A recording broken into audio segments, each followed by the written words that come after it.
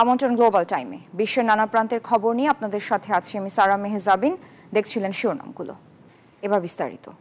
যুক্তরাষ্ট্রের 50% শুল্কে বেশ চাপে পড়তে যাচ্ছে ভারতের অর্থনীতি। সবচেয়ে নেতিবাচক প্রভাব পড়বে দেশটির পোশাক, চামড়া, জুতা, বস্ত্র ও চিংড়ি রপ্তানি খাতে। এমনকি 40 থেকে 50% পর্যন্ত রপ্তানি কমার আশঙ্কাও করা হচ্ছে। বিশেষজ্ঞরা বলছেন, ভারত যুক্তরাষ্ট্রের ভুল হিসেব দুই দেশের বাণিজ্যিক সম্পর্কে এমন ভাটা ধরিয়েছে।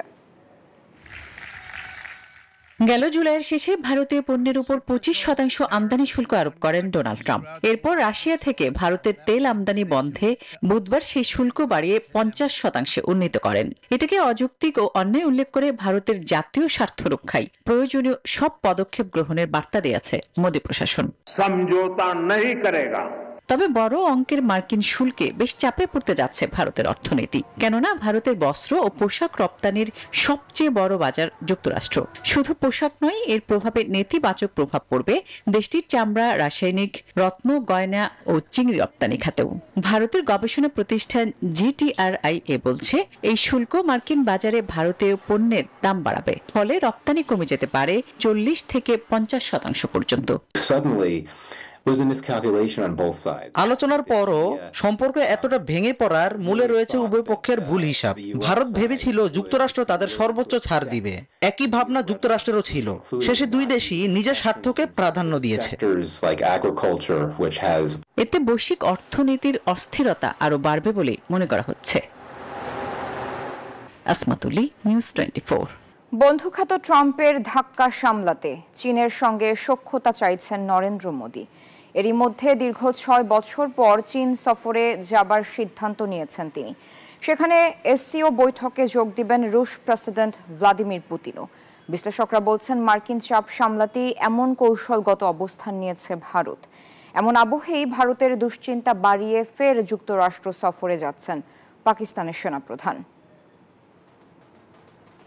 ডোনাল্ড ট্রাম্প দ্বিতীয় মেয়াদে ক্ষমতায় আসার 6 মাস না যেতেই বন্ধু খ্যাত নরেন্দ্র মোদীর সঙ্গে সম্পর্ক ছিল।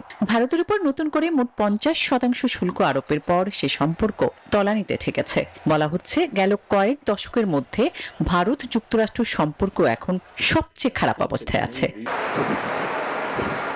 এমন আবহে চীনের সঙ্গে সখ্যতা বাড়াতে চাইছেন নরেন্দ্র মোদী। চলতি অগস্টের শেষে বেইজিংয়ে সাংহাই কোঅপারেশন অর্গানাইজেশন SCO বৈঠকে যোগ দেওয়ার কথা রয়েছে তার। জানা গেছে, সেখানে যোগ দেবেন রুশ প্রেসিডেন্ট ভ্লাদিমির পুতিনও।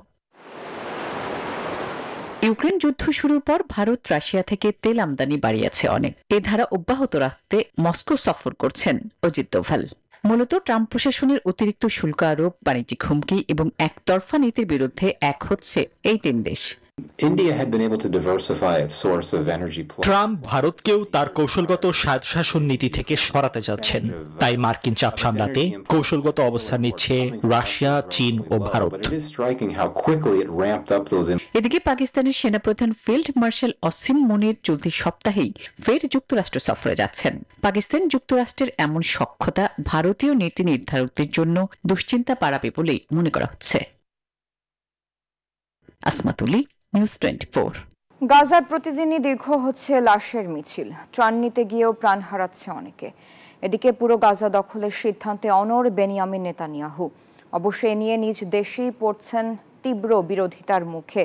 এই পরিকল্পনার বিরুদ্ধে অবস্থান নিয়েছেন দেশটির সেনাপ্রধান, বিরোধী দলীয় নেতা এবং সাধারণ মানুষ।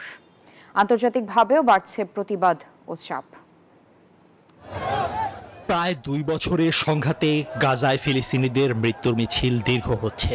নিহতের সংখ্যা এখন 61,100-র বেশি। অপুষ্টিতে মারা গেছে অন্তত 200 জন, যার মধ্যে প্রায় 100 জনই শিশু। এই ভয়াবহ মানবিক সংকটের মধ্যেই সম্প্রতি দেইর আল বালাতে ঘটেছে আরেক মর্মান্তিক ঘটনা। ত্রাণবাহী ট্রাক ঘিরে ক্ষুধার্ত মানুষের ভিড়ে পিষ্ট হয়ে হতাহত হয়েছেন বহু ফিলিস্তিনি।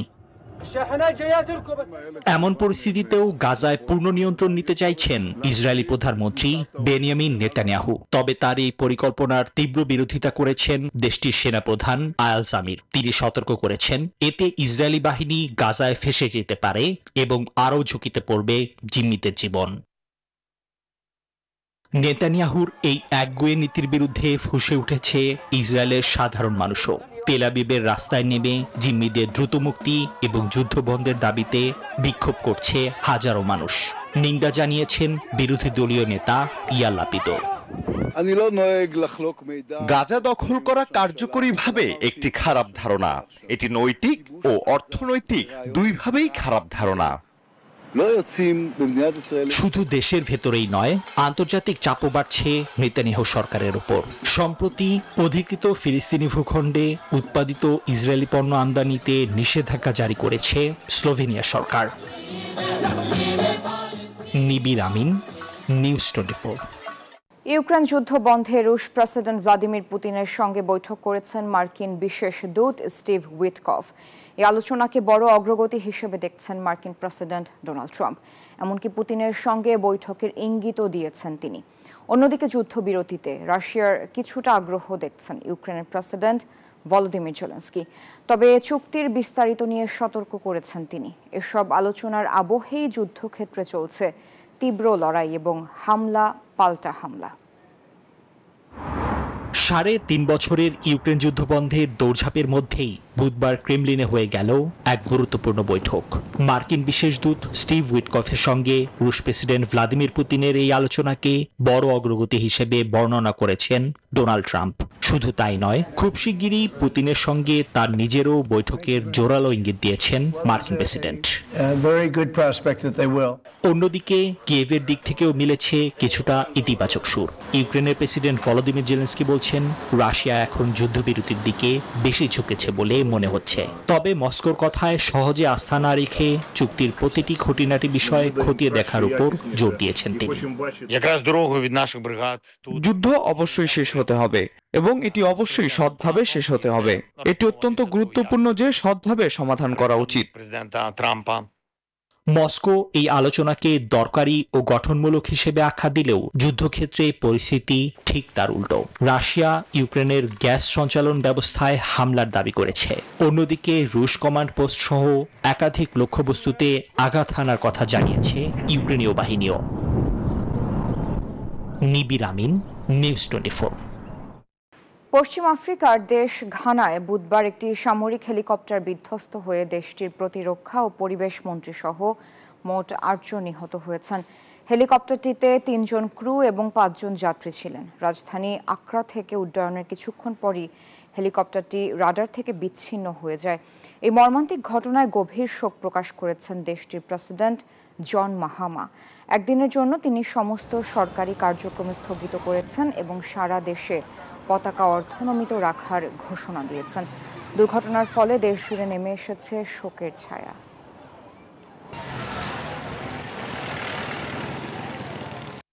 প্রেসিডেন্ট ডোনাল্ড ট্রাম্পের চাপের মুখে যুক্তরাষ্ট্রে আরও $10,000 কোটি বিনিয়োগের ঘোষণা দিয়েছে টেক জায়ান্ট অ্যাপল। বৃহস্পতিবার এক প্রতিবেদনে তথ্য দিয়েছে বিবিসি। হোয়াইট হাউসের পক্ষ থেকে জানানো হয়েছে, এই বিপুল অর্থ যুক্তরাষ্ট্রে অ্যাপলের যন্ত্রাংশ তৈরি এবং নতুন ডেটা সেন্টার স্থাপনের মতো প্রকল্পে খরচ হবে। প্রেসিডেন্ট এই পদক্ষেপের প্রশংসা করে বলেন, এর ফলে অ্যাপল চিপ এবং সেমিকন্ডাক্টরের উপর প্রস্তাবিত 100% শুল্ক এড়াতে পারবে। এই ঘোষণার পরই অ্যাপলের শেয়ারের দাম 5% বেশি বেড়ে গেছে। অস্ট্রেলিয়ার উপকূল ঘেঁষা গ্রেট ব্যারিয়ার রিফে এবার প্রবালের মৃত্যু পৌঁছেছে ভয়াবহ এক রেকর্ডে। সাম্প্রতিক গবেষণায় প্রকাশ পেয়েছে, গত 1 বছরে রিফটির উত্তর ও দক্ষিণ অংশে প্রবালের রেকর্ড পরিমাণ পতন ঘটেছে। প্রবাল ধ্বংসের এই ঘটনা সাম্প্রতিক ইতিহাসের সবচেয়ে ভয়াবহ বলে মনে করছেন বিজ্ঞানীরা। প্রায় 2400 কিলোমিটার জুড়ে বিস্তৃত বিশ্বের এই সবচেয়ে বড় জীবমণ্ডলটি 1 দশকেরও বেশি সময় ধরে তাপমাত্রা বৃদ্ধির কারণে চাপের মুখে রয়েছে। চলতি বছর এর 3টি অঞ্চলেই ইতিহাসের সবচেয়ে চরম পর্যায়ে প্রবাল ফ্যাকাশে হওয়ার ঘটনা ঘটেছে। এল নিনোর প্রভাবে সমুদ্রের গড় তাপমাত্রা অস্বাভাবিকভাবে বেড়ে যাওয়ার ফলে প্রবালগুলো নিজেদের রং হারিয়ে ফেলে ও ধীরে ধীরে মারা যায়। রিফের মোট প্রবালের 75% অংশেই দেখা গেছে ব্যাপক ব্লিচিং বা সাদা হয়ে যাওয়ার ঘটনা, যা প্রবাল মৃত্যুর ইঙ্গিত। অস্ট্রেলিয়ান মেরিন সায়েন্স ইনস্টিটিউট একে সমুদ্রের নিচের ধ্বংসাত্মক আগুন বলছেন, যা থামানো না গেলে প্রবাল ধ্বংস হয়ে যেতে পারে। ক্ষতিগ্রস্ত হবে জীববৈচিত্র্য ও উপকূলের জীবনযাপন। গত এক দশকের প্রবাল বৃদ্ধির ধারাবাহিকতা হারিয়ে এবার 1/4 থেকে 1/3 পর্যন্ত কমেছে। এটি সমুদ্রের নিচের এক ধ্বংসাত্মক আগুন। অবিলম্বে জলবায়ু পরিবর্তনের গতি রোধ না করলে প্রবালগুলো স্থায়ীভাবে ধ্বংস হয়ে যেতে পারে। বিশেষজ্ঞদের মতে ইউনেস্কোর বিশ্ব ঐতিহ্য তালিকাভুক্ত এই স্থান এখন অস্তিত্ব সংকটে। এই অবস্থা চলতে থাকলে ইউনেস্কোর বিপন্ন বিশ্ব ঐতিহ্য তালিকায় রিফটির নাম অন্তর্ভুক্ত হওয়া সময়ের ব্যাপার মাত্র। Desk report, news 24। এই ছিল গ্লোবাল টাইমের এখনকার আয়োজনে। এতক্ষণ সাথে থাকার জন্য ধন্যবাদ সবাইকে।